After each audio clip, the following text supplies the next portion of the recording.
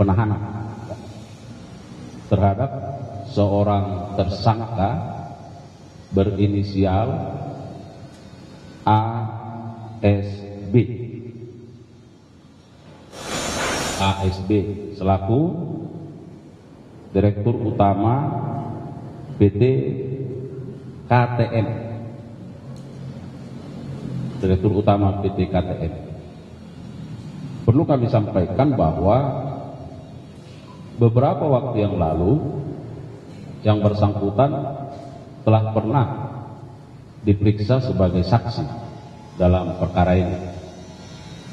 Kemudian penyidik melakukan pemanggilan ulang terhadap yang bersangkutan, tetapi tidak hadir karena alasan sakit, dan beberapa orang lainnya ketika itu menghadiri surat panggilan dari penyidik dan ditetapkan 9 orang tersangka dan 7 diantaranya dilakukan penahanan. 1 orang setelah dicari diketahui berada di Kalimantan Tengah dan seterusnya dibawa ke Jakarta dan dilakukan penahanan. Sedangkan terhadap yang bersangkutan, penyidik terus melakukan pencarian informasi terhadap keberadaan yang bersangkutan. Dari berbagai informasi yang diperoleh bahwa yang bersangkutan ternyata sakit karena jatuh dan dilakukan perawatan di RSPAD Jakarta.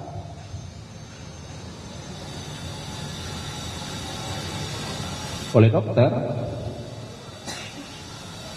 diberi kesempatan dilakukan tindakan observasi sampai tanggal 4 Februari 2025, berarti kemarin ya. Dan penyidik setelah menjelaskan segala sesuatu berkoordinasi dengan pihak rumah sakit RSPAD, lalu membawa yang bersangkutan ke rumah sakit Adiaksa di Ceger.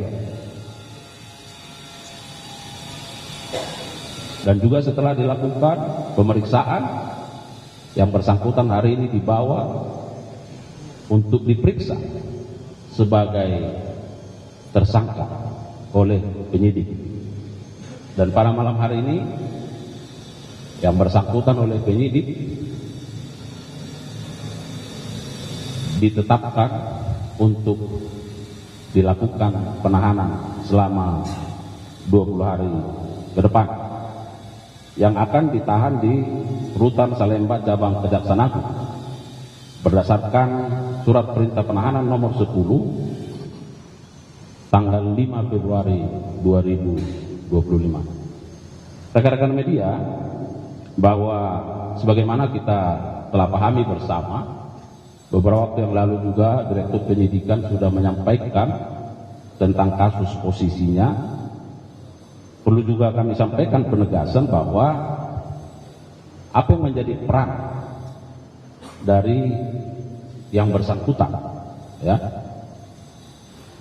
Pada tanggal 7 Juni 2016, tersangka ASB selaku Direktur Utama PT KTM mengajukan permohonan persetujuan impor raw sugar sebanyak 110.000 ton. Selanjutnya atas permohonan tersebut, Menteri Perdagangan, yaitu tersangka TTN, menerbitkan persetujuan impor gula kristal mentah untuk diolah menjadi gula kristal putih kepada PT yang bersangkutan. dengan surat persetujuan impor nomor 04 dan seterusnya tanggal 14 Juni 2016 tanpa melalui pembahasan rakortas Kemenko Perekonomian yang menyetujui impor gula kristal mentah tersebut untuk dipergunakan dalam operasi pasar atau stabilisasi harga gula, bahwa pemberian persetujuan impor tersebut juga diberikan tanpa adanya rekomendasi dari Kementerian Perindustrian yang seharusnya sesuai pasal 6 Permendak nomor 117 tahun 2015 merupakan salah satu syarat pengajuan permohonan persetujuan impor.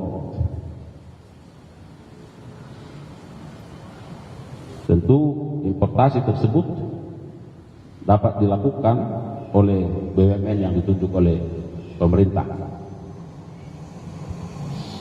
Terkait dengan kerugian keuangan negara, saya kira sudah juga pernah disampaikan kepada media, ya, bahwa kerugian keuangan negara sebesar 578 miliar lebih, dan terhadap yang bersangkutan dikenakan pasal sangkaan sebagaimana diatur di dalam pasal 2 ayat 1 atau pasal 3 junto pasal 18 Undang-Undang nomor 31 tahun 99 junto 20 2001 tentang pemberantasan tindak pidana korupsi, junto pasal 55 ayat 1 ke 1 KUH pidana.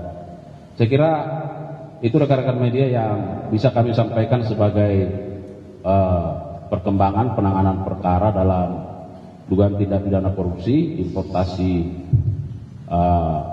gula ini, sehingga dari 9 tersangka yang sudah ditetapkan, ya, selain 2 tersangka yang sebelumnya juga sudah ditetapkan, bahwa semua tersangka sudah dilakukan penahanan. Saya kira demikian yang bisa kami sampaikan. Ada?